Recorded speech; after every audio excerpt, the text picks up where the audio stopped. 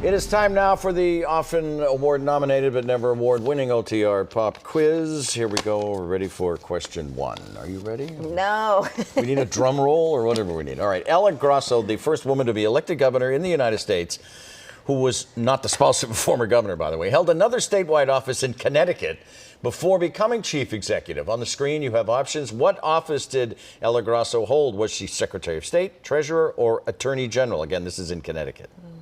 Treasurer? Secretary of State is what she held. The Secretary of State, she also served the United States Congress from 71 to 75. Don't feel bad. I I actually know. covered her and I didn't know the answer. Oh, that's all right. I was born in 71, so We butchered this one in rehearsal. So how about this one? This is a true or false question. Grasso was the captain of the basketball team at Mount Holyoke College. Is that true or false? I hope that's true. I hoped it was true too, but it's false. Oh, okay. Grasso did earn a bachelor's and a master's from Mount Holyoke, but was not captain of the basketball team. The Supreme Court Justice Elena Kagan, like you, has ties to Harvard. She got her law degree at Harvard. And among the women on the High Court, which justice is also a Harvard grad? Is it Sotomayor? Is it Ketanji Brown Jackson? Is it Amy Coney Barrett? Ketanji Brown Jackson. It is Ketanji Brown Jackson. Sotomayor went to Yale Law. Made her debut. Yeah. This past week. And Very exciting. Coney Barrett went to Notre Dame Law. We'll finish up with a true or false question. So this is simply true or false. Before joining the Supreme Court, friends of Justice Kagan says that she was known to play poker and smoke cigars. Is that true or false? I hope that's true. It is true. We did not make it up. It is true. That's what she did. You're Not off the bad. hot seat now. She batted 500. She came back strong. Yep, you sure did. Came back strong. So we've already talked. You've talked a little bit about Jeff Deal, but can you tell voters why shouldn't independents vote for him? After all, he does want to keep taxes down, and he wants to keep government out of their lives. You spoke about the abortion issue. Are there any other reasons? Oh, sure. I mean, experience. Look, I have been somebody who's overseen an agency of 600 people on a $60 million a year budget. Over the last 8 years, I've returned $7 billion for the state. I know how to take care of assets. I know how to lead agencies. I know how government works. And I know the importance right now of having a government that works, state, local, federal, and also with the business community, people inside and outside of government. That's the first thing, my experience, my record, my resume. The other thing is the lines are pretty clear. I'm going to be a governor who will protect access to abortion. I will protect access to health care. I will make sure that workers are paid. My opponent wants to take away abortion, take away the minimum wage, and take away health care. That's not Massachusetts and who we are. Also, we need to have somebody who's ready to go and ready to lead. And I can tell you that Kim Driscoll and I are just that. We understand the needs right now around housing, around fixing our transportation system, around reducing the costs of childcare, and around providing affordability and tax relief to families across Massachusetts. I think our record, our resume, experience is clear, and the lines really couldn't be clearer. Remember, I am who I am. For better or worse, the voters can judge me. My opponent wants to bring Trumpism and Donald Trump back to Massachusetts. He led his campaign. He's had him campaign for him here in Massachusetts. And that's just not something that is going to take Massachusetts in the direction that we need to go in terms of our competitiveness and in terms of our prosperity. And just really quickly, do you see Charlie Baker as being the model for the type of governor you'll be?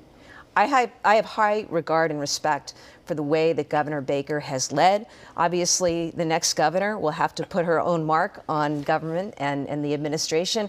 But I'll tell you, I'm going to continue with what's working and look to fix what isn't. Today is Sunday, and a lot of people will be watching the National Football League. A lot of people will be betting on the National Football League, but not betting here legally in Massachusetts yet. It is coming to Massachusetts, but the State Gaming Commission is looking to hold off until January or February for any online wagering. Is the wait just money down the drain? In other words, there are a lot of people willing to. It's been signed by the governor. It's ready to go, but here we are on a football Sunday, and it can't happen legally in the state yet. Well, like everything, there's a process with these laws, and the Gaming Commission, as I understand it, is sorting this out right now, meeting with stakeholders. So hopefully they'll get that sorted out soon. Well, and hopefully the Patriots will resume winning at some point. That would be good from your list. That's another issue. That's a side issue. But the next governor is going to be the person that's going to be in the corner office when it happens. So what is your take on sports betting? Look, sports betting is here to stay. I've supported it, and I trust the Gaming Commission to set up the right rules and parameters around it. So we'll see. So it's no surprise that you've got a sizable lead with 4 weeks left in this campaign. Have you abandoned some of your boldness that's been sort of the hallmark of your career as Attorney General because you're afraid of making a misstep or possibly losing votes? No, I mean, look, Janet, you know me, I'm a has-been, but I was an athlete. And as any athlete, the last thing you do is play it safe. And I have run really hard. I continue to work really hard, both as Attorney General and on the campaign trail. I'm excited about what's out there. You know, I am running because I believe in this state. I believe in our people. I believe that we are the greatest state in the country. And we have so much human capital, intellectual capital, innovation, business, know-how. We also have a history of going first. And I think this is a state that is poised to be even greater. And I look forward to that opportunity to lead. And so we're working hard right till the end. And I will continue to be who I am and speak out as I see fit. But also I think what people have appreciated over time is I've been pretty rational and a steady leader, somebody who is into communication and collaboration.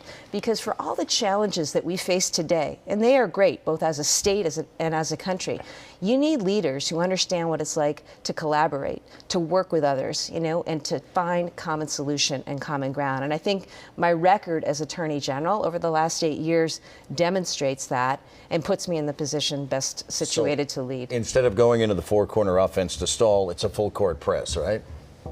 Yeah, you just got to play. You know, you always play like you're 17 points behind, and the surest way to lose any sport in any game is to play it safe. You just have to be who you are. Maura Healey in the chair this morning. Our thanks to her, the Attorney General.